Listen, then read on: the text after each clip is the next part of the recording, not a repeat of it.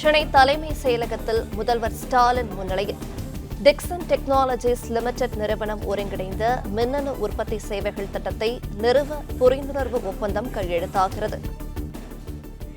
கூடுதல் விவரங்களை பாண்டியராஜன் வழங்கிட கேட்கலாம். பாண்டியராஜன் வணக்கம், மேலும் விவரங்கள்.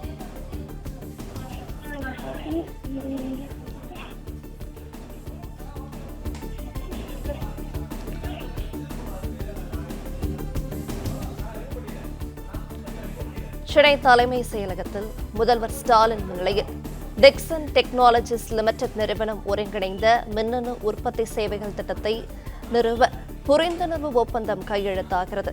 விவரங்களை பாண்டியராஜன் வழங்கிட கேட்கலாம். பாண்டியராஜன் வணக்கம், விவரங்கள் என்ன பகிரலாம்?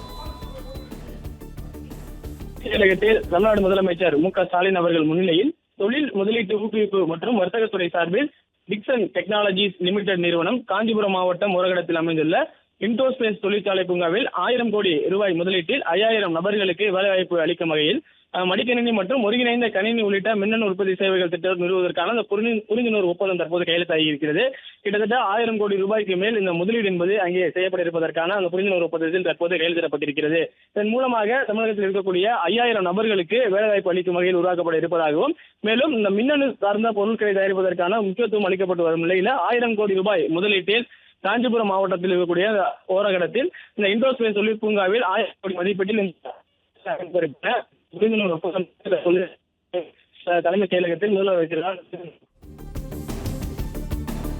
விவரங்களை வழங்கியமைக்கு நன்றி பாண்டியராஜ்.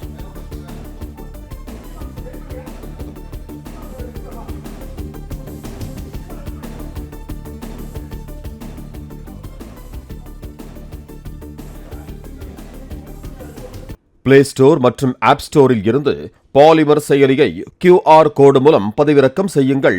செய்திகளை உடனுக்குடன் பெறுங்கள்.